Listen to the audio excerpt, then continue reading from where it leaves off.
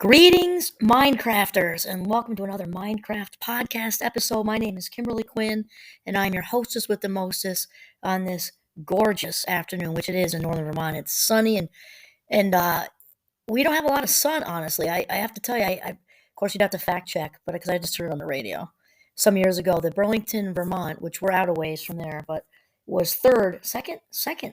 second to Seattle, second or third to Seattle for clouds. Like, who knew? But anyway, it's been a bluebird for like a week. So we Vermonters are absolutely loving this. So anyway, my bright and cheerful attitude today, which is most days, quite honestly, is to have a discussion with you on authentic success.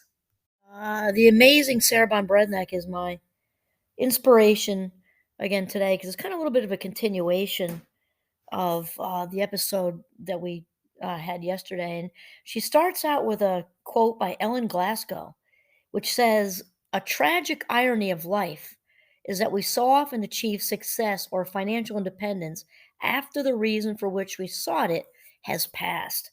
That is wild. And you know what? That fits so well with, just so much other, or so many other things that are out there, like the old, I forget, it was a 70, no, I think it was 80s. Anyway, the book Do What You Love and the Money Will Follow. I mean, there's so much truth in that. We just stay on our authentic path, which in order to stay on the path, we got to find it first, right? Finding our authentic purpose, and meaning, that one thing that we were meant to do, on this earth. And the money is like a side effect. It is. It's like, the authentic path is the steak or the roast turkey, and the money, believe it or not, is like the rice pilaf or the side salad. I mean, that's just the truth. And Aaron Doughty is another one who talks about that. That financially speaking, to really to try to bust through those blockers of thinking that any of that's bad. Just focus on the prize, and let the side effects of money and square footage and trips to the beach and all that just happen. You gotta not gotta bust through the myth that that's bad first of all, or it's not going to happen. Of course, Sarah Von Brednek's book Simple Abundance is like a day book, and it's great. It just has these page and a half, daily. I wouldn't necessarily. Well, I guess it could be meditations, sort of, but they're basically, just these little blurbs that are so uplifting, and it goes through the whole year, so they're seasonal. She's talking about things related to the fall and the fall, things related to the winter and the winter, and it's just very cool. And she's also focused on women, so I'll just put it in brackets because she talks about few women. We'll just say people bel believe they're successful. Few women believe they're successful because they don't feel successful. That is so true. And we've talked about this even with the whole manifesting thing, right? As far as your heart's desires and finding your authentic path and all that, we've actually got to feel it, envision it, and feel it first. So she kind of talks about, and I think there's a lot of truth to this in some ways. And granted, again, she writes about women, but you can do in brackets men or anywhere in between, whatever, because I think we've all have certainly had the potential to feel this way. Is there some truth that I think in society women are still conditioned for this a little more? I do. But she says in the deepest recesses of our hearts, we often feel like failures. Or she talks about like counterfeits or frauds, kind of like, I guess what this makes me think of is the imposter syndrome, which is often labeled, women more often, I think more frequently attract that label. Well, that can also be on anyone, obviously, right? Where we don't really believe in our innermost hearts that we're as good as what's being mirrored for us. The compliments we're getting, what people are saying, the kudos out there. So there's sort of a lack of alignment between, the insides and the outsides. And then there's a person who might know they're successful underneath, but they're not going to admit it outwardly. And because why? That could be considered boasting or arrogance. We don't like those people. Rather than if, she or he or they or whatever, just authentically is happy about the way a project turned out. And the thing is, you could, just being out in the world, you watch people who are authentically confident about whatever they've done and people who aren't. Because you can have the same accomplishment. Let's say the project was huge. You got all kinds of exposure, recognition. It was just great for the company. Blah blah blah blah blah. The person who's authentically confident can talk about how good it is and people just nod and in agreement, and because they are coming off of this charisma that just knows it was good, and it's not arrogant. When somebody's a little bit unsure, same exact accomplishment, but they don't really have that authentic confidence going on, they look like they're trying to convince everybody outside of them and themselves, and it's received differently. It's just true. I mean, the world is just not like arrogant people. I mean, we just don't, right? We should say arrogant behavior, separating the person from the behavior, but whatever. We don't like the braggers, is what we're saying. And we also, have a need for approval. And so if we put those together, that can be kind of a mess because we can just say all kinds of stuff and fluff our feathers to get the approval that's really just the ego.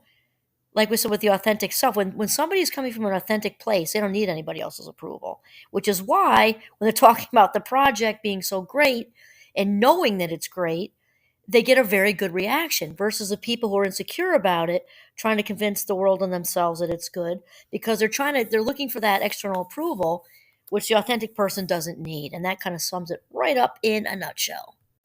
And I really like how Sarah talks about this. She talks about the Webster Dictionary definition that success is defined by attaining of a desired end, as well as the attainment of wealth, favor, or an eminence. Wow! And she says, when we succeed, in quotes, we prosper, thrive, flourish. When we don't, we want to sink into the center of the earth until the shame subsides. Success and failure are a black and white issue. It's good or it's bad. It's a lucky break or tough luck. Actually, it's none of these things. Failure and success are the yin and yang of achievement, the two forces in the universe over which we have absolutely no control. We keep forgetting that all we can control is our response to failure and success. So, right now, this is bringing me to what Wayne Dyer talks about when he says failure, which is when he talks about failure, he says failure doesn't exist at all because, and I like this and I agree with him, because failure, he says that failure does not exist because we are just people walking around in this world on this planet, right? Behaving. We're performing actions all day long, and those are yielding results, and that's all we're doing. Sometimes those results work for us and other people, and sometimes they do not work for us or other people. And then the results redirect our behavior. First, they redirect our thoughts because they come first, which redirects how we feel, which then redirects us how to behave. I like looking at it like that because it takes a polarity away, right? Instead of having this shaming failure, which I know my students are very afraid about of failure. Just they talk about it a lot, actually, in all different ways, and the expectations of parents and grades and this and that and jobs and internship. And so when we look at it this way, is that maybe there's something that didn't work out for you, but that's a good thing because when you look back a year later, 2 years later, 5 years later, you're like, thank goodness I wouldn't have landed this awesome internship, which led me to the job, which led me to the current huge, wonderful, fulfilled life that I have at this minute. So when we're in it, that's a tough sell, but really our behavior is being redirected all the time and it's for the better. And as I was saying, sometimes that can be a really, really, really tough sell when we're in it. It's not until later that we look back and I remember failing biochemistry in my first senior year at St. Mike's and it just I remember sobbing my guts out on the curb of the right next to the sidewalk by my townhouse, and I just and that because that was a core I don't know requirement of my major that meant I was going to have to stay another year. I wouldn't graduate with my friends, all this other stuff. And the story's a little bigger than this, but no matter how you cut it up, I didn't pass biochemistry, and I just barely started dating my boyfriend. Just for like a few months, and I ended up having to stay another year at St. Mike's. And I often tell the story to my students when they fail something or change a major at the last minute, and their parents are mad and they're feeling, shame and being flawed, defective, unachieving in some sort of way. That staying that extra year, I also added psychology. So I did. I still graduated pre med because I did whatever I had to do to with that. Actually, I don't think I failed it. I think I got a D But anyway, it mattered that I couldn't graduate because it had something to do with my GPA wasn't high enough, something I don't know. But anyway, I stayed the extra year. I added psychology, which was my new interest. I fixed whatever the issue was with biochemistry, whether it was an F or a D, doesn't matter. And my then boyfriend of 3 months, I would not have known from, I would have left back to New York, and, is my now husband of 30 something years.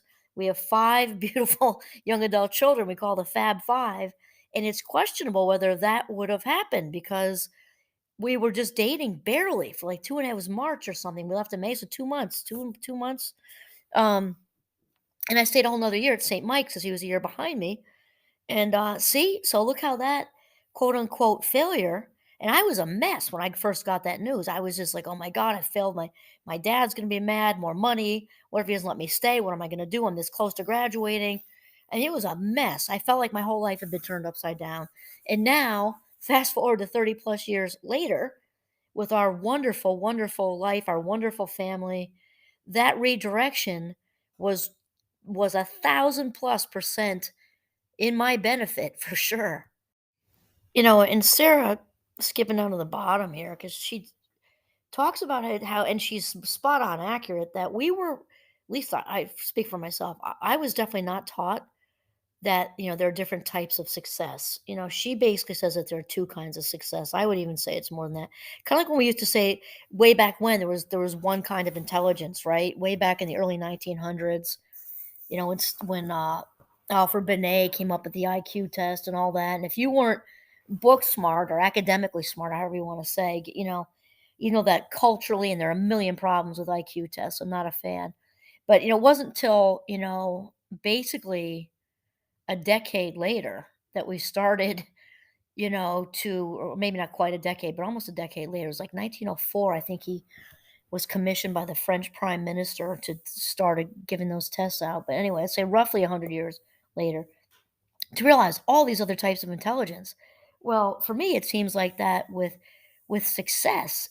So even if we stick with the binary thing of she has, authentic success and financial success, if we really think about it, authentic success to me, and we've talked about this, is being comfortable in my skin. For me, I feel very successful because I've also worked really hard at healing, a lot of forgiveness involved in that, a lot of reprogramming involved with that, with knowing my own worth, my own value, just all kinds of work has gone into that, and keeping very physically active. I mean, there's a lot I've done, and hanging, definitely surrounding myself with phenomenal people. I've got my angels and my chosen family. There, I could go on and on about everything that's gone into it because I don't own all that success myself because so many other people contributed to my success, mirroring my value for me when I wasn't able to, coming out of a very, very addicted and abusive,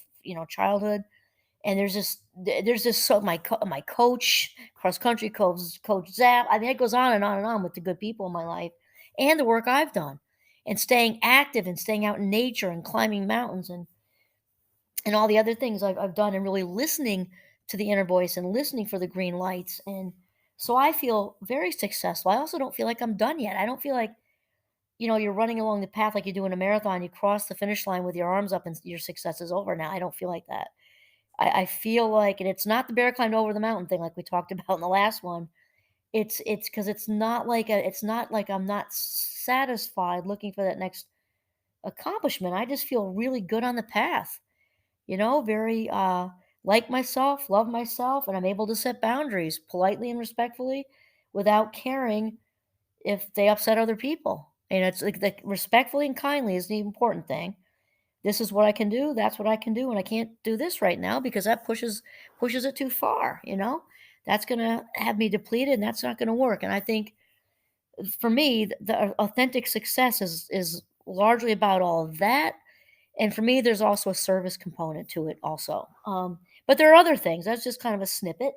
And then financial success is obviously money in the bank, investments, maybe retirement, 401ks and all that stuff, and square footage and things, furniture, cars, yard, whatever. Successes, people who have people having a partner, having children. It goes on and on and on. Having a big travel history, been able to go all kinds of places. It goes on and on and on. But really, um, the authentic success, like we were saying earlier, is like the steak or the roast turkey or the stuffed portobello mushroom. If you're not a fan of either one of those entrees, and all the rest of the money, the square footage, the travel, the all that stuff is the materialistic stuff is a side effect, like the rice pilaf or the side salad to the main entree, and that's in my opinion. And so she is right, she's correct that I don't think success was ever explained like that, at least not to me. It was definitely on success meant going to college and getting a good job in a nutshell. And then the marriage was sort of expected. I don't know if that counts with the finances really as much, but it was like that was the drill. College, good job, marriage, and then of course the kids and everything. But I think the college part and the good job were really considered the main success because you got on your feet financially. That's an old school view. And so they're all different kinds of success. And that is what we're talking about now is really we want to do what we love and the money will follow.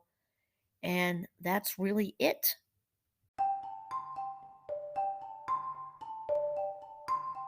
I'm actually very happy that some of these definitions in general are broadening. The intelligence thing, we talked about that.